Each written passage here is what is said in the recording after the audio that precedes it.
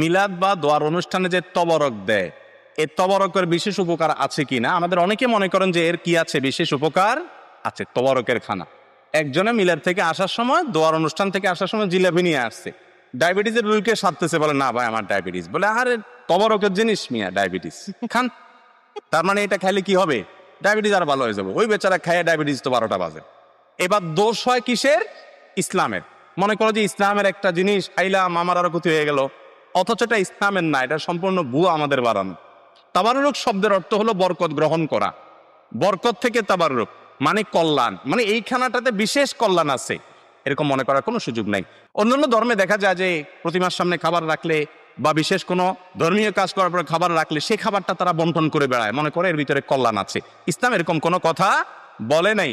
বিশেষ করে এই দোয়া বা মিলাদ অনুষ্ঠানের পরে আমরা যে সমস্ত তবারক বলে যেগুলো বিতরণ করি, তবারক বরকত গ্রহণ করে, এখানে বরকত বা কল্যাণ এক্সট্রা আছে, এই কথাটাই কিনা হাদিস দ্বারা প্রমাণিত না। মিলাদ, খিয়াম, চল্লিশা, এরকম আরো যত বেদাতি কর্মকাণ্ড আছে এগুলো আমার আত্মীয়রা করে, আল্লাহ হিদায়াত দান করুন তাদেরকে। আমি উপস্থিত না হলেও সেখান থেকে খাদ্য পাঠিয়ে দেয়। খাবারগুলি আল্লাহ ছাড়া অন্যের নামে উৎসর্গ করা হয়। খাবার যখন পাঠিয়ে দিয়েছে, তো নবী সাল্লাল্লাহু আলাইহি ওয়াসাল্লাম যেহেতু হাদিস রয়েছে যে নাহা রাসূলুল্লাহ আন ইদাতিল মাল, সাহাবীরা বলছেন রাসূলুল্লাহ সাল্লাল্লাহু আলাইহি ওয়াসাল্লাম ধন সম্পদ নষ্ট করতে নিষেধ করেছে। প্রথম কথা, যখন পাঠিয়ে দিয়েছে সেগুলো যদি ফিরিয়ে দিয়ে দেওয়া সবচেয়ে ভালো। ইনকারে মুনকার, অন্যায়ের প্রতিবাদ হচ্ছে যে আমরা বেদাতি খাবার খাই না, বেদাতি খাবার নেব না, ফিরিয়ে দেন। আপাতত সম্পর্কে একটি তিক্ততা আসবে, কিন্তু সোজা হয়ে যাবে, হয়তো তাদের সোজা হয়ে যাবে, না হলে আগামী বছর থেকে আর পাঠাবেন।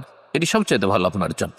এটা আপনি আর একটি গুরুত্বপূর্ণ সওয়াবের কাজ, ইবাদতের কাজ করলেন, আল আমরু বিল মারুফ ওয়ান নাহি আনিল মুনকার, ভালো কাজের উপদেশ দেওয়া আর অন্যায় কাজে বাধা দেওয়া। আপনি খাবার নিলেন না মানে তোমাদের এইসব বেদাতি আচার অনুষ্ঠানের সাথে আমাদের কোনো সম্পর্ক নেই, এবং তোমরা করিও না, এগুলো থেকে বেরিয়ে আসো।